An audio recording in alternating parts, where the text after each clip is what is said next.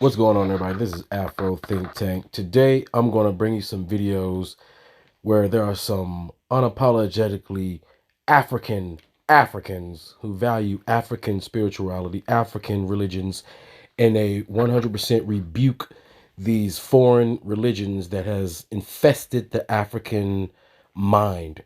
All over the world, African people are infested with Christianity and Islam, and we justify the religion of our oppressors. We justify the religion of the people who use those very same religions to subjugate us, to destroy and steal our culture. While we worship their false gods, they took all of our gods and they worship them in their museums. They worship them and they sell and praise African history while we shun African history. So what I'm going to do is I'm going to put some unapologetically African people out here who's going to educate and school us on why it is that Europeans and Asians do not want Africans to study and research and praise their own history. And this is the exact reason why Africans need to get back to being black, get back to being African. Without further ado, let's go. Jesus is the object of Christians' focus. Does it make him a reality? Allah is the object of Islamic focus. Does it make it an African reality? No, it doesn't. No. As much as now we are going to talk about the gods of Kemet and assign every month of the year to a specific god of Egypt, that's not African at all. It is unscientific. I'll show you something. We talk about Monday, Tuesday, Wednesday, Thursday, Friday, Saturday, Sunday, a 7-day week. Can we call these days in any African language? Umvulo. Umvulo means ukuvula, to begin, to start, to open, to initiate. Ulwesibini, numeric 2. Ulwesithathu, numeric 3. Ulwesine, numeric 4. Ulwesihlanu, numeric 5. Umgqibelo. Finish. Ukugqiba is to finish or to cover, to seal, to end. Ukugqiba, umgqibelo. Umvulo siyavula, umgqibelo siyavala. Where did amaXhosa get icawe? My South Sudan brothers say Arabization and Islamization is the reason why we separated from the North. We are proudly African. Yeah, that's what I'm talking about, man. And these people got the nerve to try to say y'all want to be some Arabs. My Lord, yeah, we don't want to be nothing but some black Africans. My Lord. Hey, do y'all know when Islam first came to y'all specifically, like the South Sudanese, like the chocolate ones? My Lord, who was y'all first kingdom that converted over to Islam? Yeah, and how long ago? My Lord. Thoughts on Muslims and Arabs? I don't fuck with them. They are devils. Do you know what these motherfuckers have did to African people? The Arab slave trade? The atrocities these Arabs have committed against African people? The mass killings? Millions of African people slaughtered under their name? I don't fuck with them. Islam has the same root and foundation as Christianity. Destruction, chaos, murder, killing, and raping in the name of Allah the Beneficent. Come on now. I don't fuck with them.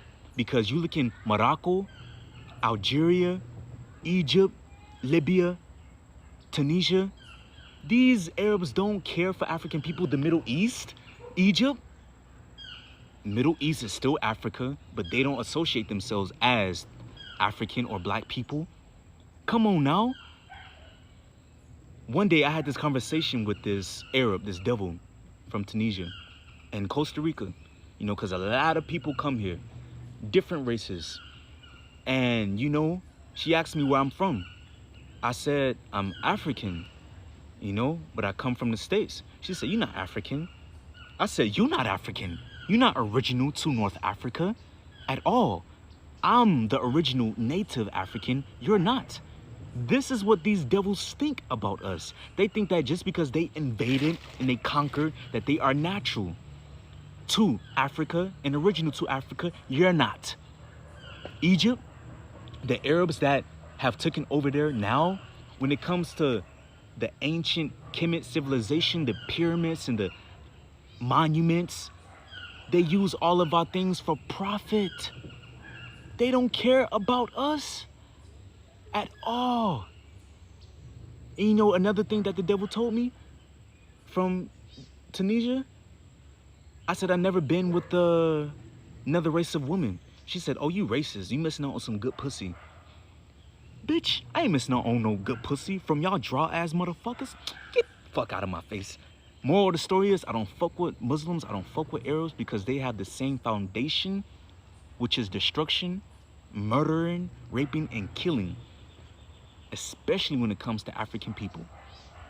In Ethiopia, you'll hear Ethiopia was never colonized, the only country that was never colonized. And a lot of Rastafarian brethren will tell you this. Ethiopia was never colonized. Ethiopia is the first country in Africa to be colonized by religion.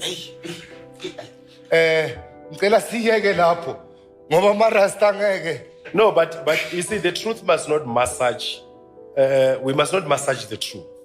We must not. This is unpopular opinion. This is not your contemporary opinion. Is that when it is written in the Kebra-Negast, when the Queen of Sheba visited Solomon, she said in the conversation with Solomon, she said, I worship the sun. Some people in my country worship the moon and others worship the stars. She's basically talking about religious tolerance that existed there. 6 months after sitting with Solomon, she came back with the God of Solomon. She declared that from now on, all of you, we no more worship God we used to worship. She's basically destroying religious freedom. She introduced monotheism. We will now worship the God of Israel, not the God of Ethiopia. Now tell me if that is not religious colonialism. You know, that you introduce that from now on, we are going to worship the God of my boyfriend. Understand? Which most of the Ethiopians themselves never saw King Solomon. That is why among the Oromos, they will tell you that the Solomonic dynasty, or the myth of Solomon and Sheba, it is a myth based on fornication and theft. But history tells us that as Africans, we were pagans. Before Christianity was brought to Africa, we were worshipping demons and witchcraft and all these things. Is that true? All African, when you pick up the book, by the way, there's a chapter I put there for African names of God in the African space. And when you get to that chapter, you discover that African traditional religions are all monotheistic. Unkulunkulu, Umvelinqangi, Mudimu, Ramasedi, Mngari, Gainyame, Onkopon, all those names. They don't talk of a plural God. When the white man found an African kneeling under a tree in prayer, they said he's worshipping a tree. There's no African religion that teaches Africans to worship their forefathers and their ancestors. Ancestors are a historical connecting cable to the creation that happened before we became. Therefore, I am Joshua, the son of Lazarus. Lazarus, who is the son of Marara. Marara, who is the son of Maponga. Maponga, who is the son of Mnyuki. Mnyuki, the son of Muchena. Muchena, the son of Nduma. Son of Nokwara. Son of Chapinduka. Son of Mwenemtapa. Son of Tobera. Son of Murenga. From the great kingdoms of Guruswa in Embo, the sons of Nangashe were in Ethiopia now. Who are the sons of Ham in your Bible? The sons of Cush, the sons of Adam, the sons of God. Now, when you understand that our ululations of our African genealogy is not worshipping ancestors, but recognizing those who were here before us, connecting us to the one who made us before we became. Then you say in African worships ancestors. There's no African religion. There's no African spirituality that teaches you to worship your forefathers. It simply says, call on them. And by the way, there's no African prayer that does not end before you say, please tell the one who created you to deal with this problem. Therefore, it's what we call sacred history interpreted in European construct.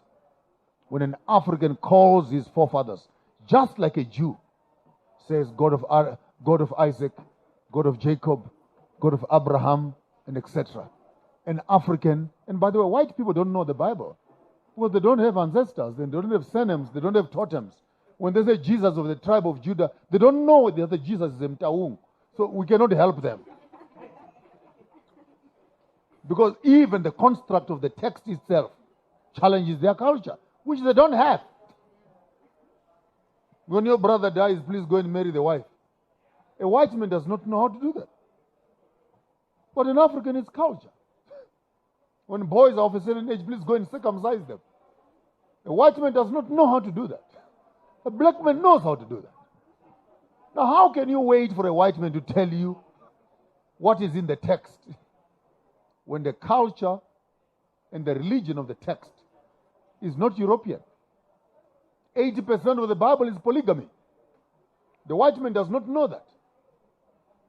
He comes down with the monogamous concept on the end.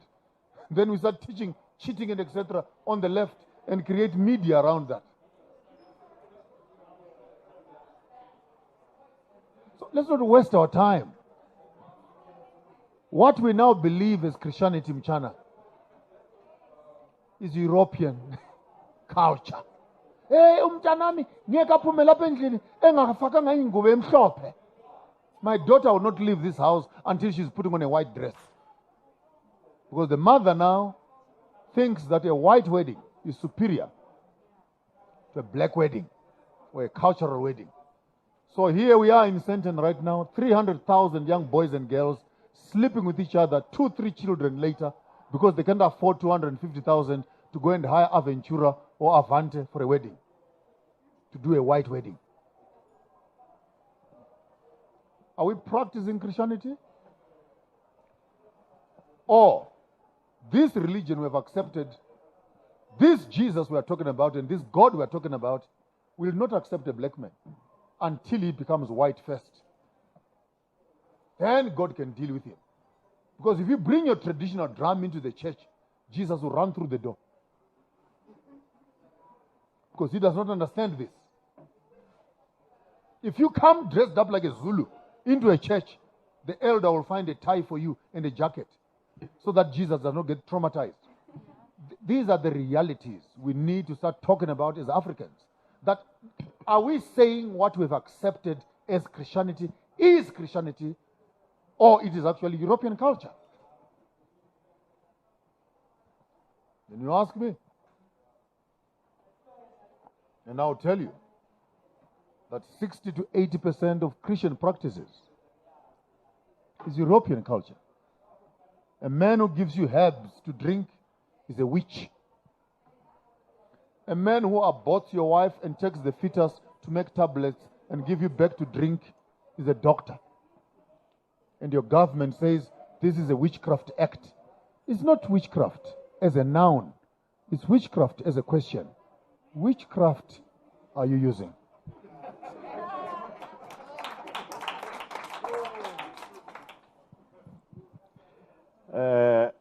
I'm getting nervous because that stick keeps pointing at me and I've got a feeling it can end up hitting me if I say the wrong thing. In the book you say the white God does not hear black prayers unless we are presented in a European way. What do you mean? Because we've been praying all our lives. Because the African child is not at liberty to present himself before the white God without changing his culture first. Then we understand that Christianity has to do with the sodomizing of the African culture. Because when an African approaches God as an African, Jesus cannot accept them. Therefore, religion is founded on cultural transformation, economic transformation, political transformation, fashion transformation, pharmaceutical transformation, spiritual transformation. Because as an African, God cannot deal with you, Mlapo. If you come out as a Tswana in your Tswana underwear, with a stick on your shoulder and you walk up to church, half of the church will run through the door.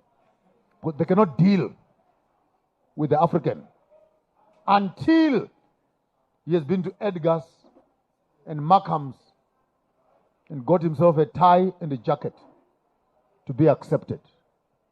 When I make those comments, I'm saying we must be careful that when we buy bread, we don't swallow the plastic also.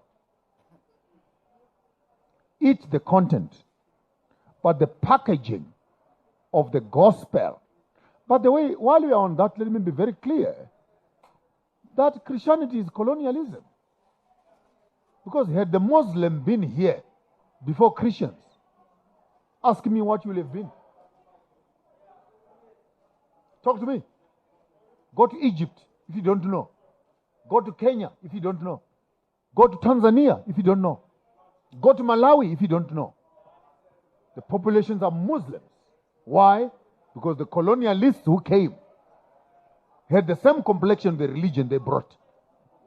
So don't tell me I'm a Christian. Say I'm a colonized Christian. Well, that's what it is all about. Had Allah been here and Muhammad before Jesus was, you'll have been saying Allah Akbar and equally convinced that there is only one God but Allah. And I love Muslims, by the way. If you believe that when you die, you go to heaven, the Muslim says, can I kill you and we go together? Then the Christian is always not ready to die.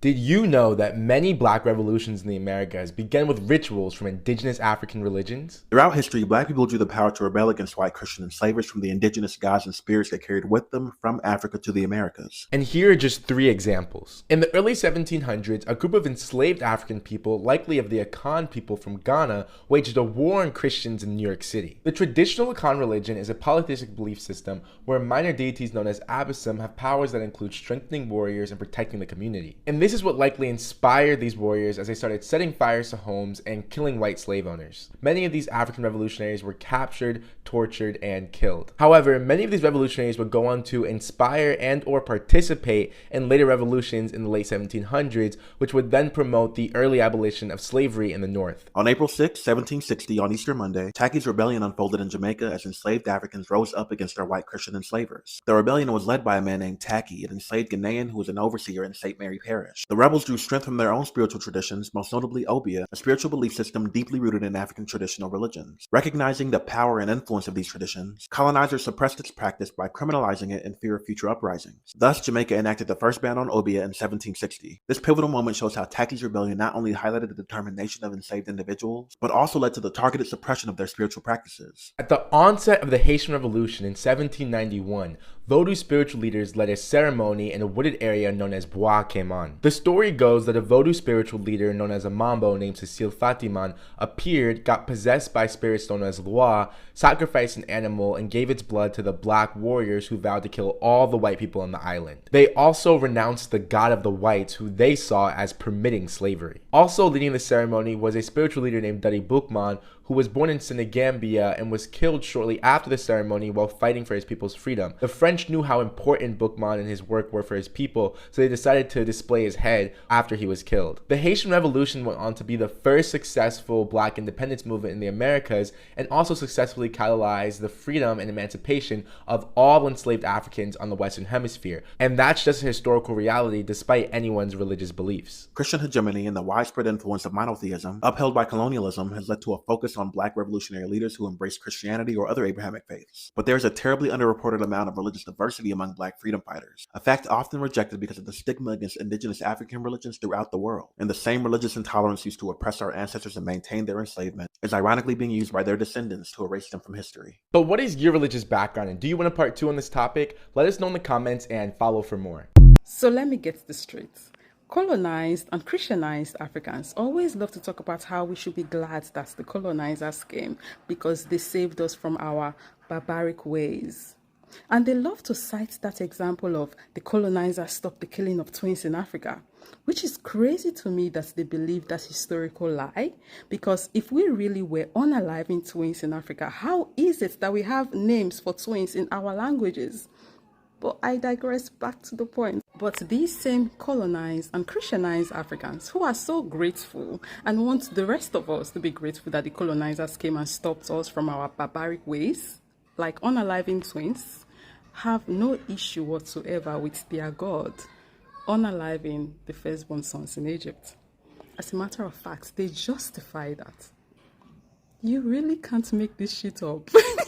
See, I don't know about you, but given how a lot of barbaric decrees have come from heaven, I'm starting to think heaven needs to be colonized because this God needs to be saved from his barbaric ways.